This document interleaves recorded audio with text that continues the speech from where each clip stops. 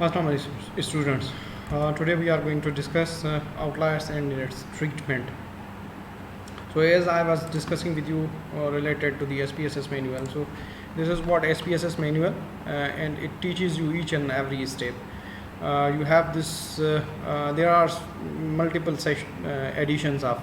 I am using fourth edition. There is a fifth and sixth edition also available in the market. So this is index what I have been teaching you, getting oriented, getting to know about the SPSS. What is the SPSS? Preparing a code book, as I have. Code book is what I have taught you related to the how to prepare questionnaire. That is a code book. So orientation related about the SPSS. What are the page? What are the windows? Like that I have also said you. Creating a data file, I have already asked you, told you, taught you, and then entering data, how to enter data. Screening and clearance data, I am teaching you in screening and clearance data. I have been discussing with you three steps or three things: missing values, aberrant values, and outliers. Today is what we are going to outliers. There are multiple methods to treat with them, but the easiest way I am telling you, and the automated ways. There are manual methods through which you can detect outliers and you can remove one by one outlier. But I am teaching you the methods through which you can directly detect all the outliers and you can remove them. So same way today, like aberrant values, I have prepared PPTs for you guys. So these are the steps what you need to do. I don't know either there are some outliers available in this data set or not, but what you need to do, first you need to go to analyze, then regression, then linear, and this ID you need to place here in dependent variable, then all these except aberrant values, these aberrant values you need to insert or drag into independent variable. Then you need to click on the save button and you need to click the Mahalanobis square. This is what distance square. What it does, it create distance between the mean values. It find out those variables which are far away from the mean of overall score. What does mean? You have already learned in your statistics lectures.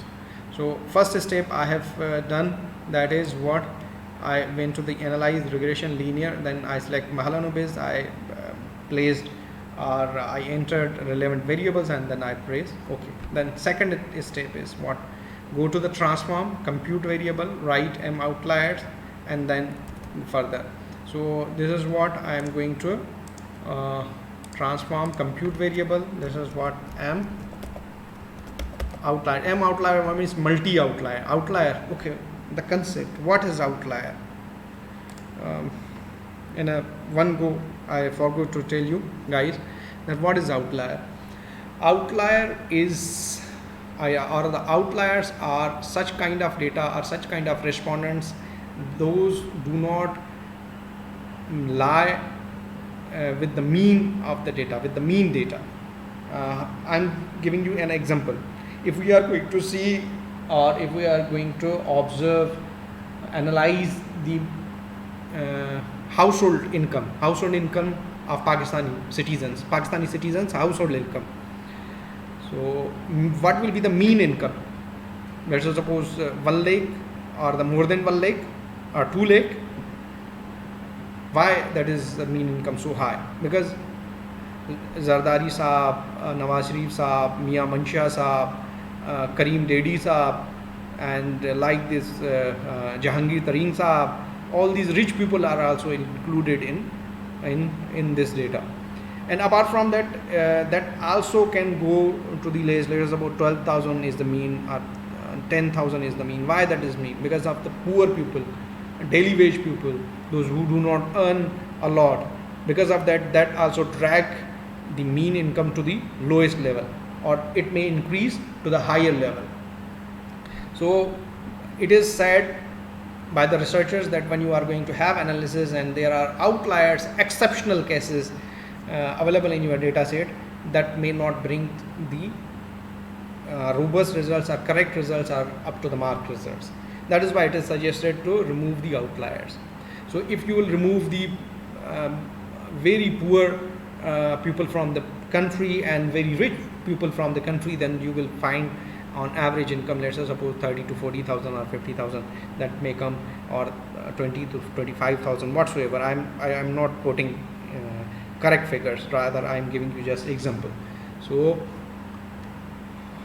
you will find the correct mean scores and you can have your data analysis further. So I'm going to further next step. Now once you are clear with what is outlier, so in your responses, let's say suppose you have 1 to 5 Likert scales, so there are so many happy people, those who say 4 5 4 5 4 5, and those are pessimistic people who don't agree with anything. I'm sorry to say pessimistic, that's their point of view. Those people who disagree rather, so they have 1 1 1 2. So these extreme values create hindrances in your mean data, and that also obviously create hindrances in your hypothesis acceptance. So that is why it is suggested to remove outliers. So first step I have done, I have created a variable through analyze regression linear, then I selected put relevant variable, then I pressed OK. Now I am going towards the second step, that is what go to transform, and I wrote here, and then this is what I will click CDF and non-central CDF, then I will click what chi-square. Okay, then I will double click. The first question is here, what that I have M outlier here. I will drag it, click, and I will here press the arrow, then the variable come here, then there is a comma. You can see here is a comma, this one is a comma, it should be there. You will remove the first question the question available, you will remove that, and then you will write the items, the total number of questions available in your data. So usually when you conduct your research, you must be remembering how many variables are available. So let's say suppose this is what data set 1 2 3 4 5 6 7 8 9 10 11 12 13 14 15 16 17 18 19 20 21 22 20 22. So these are the 22 variables. So I will write here, I will click here, and then I will write 22.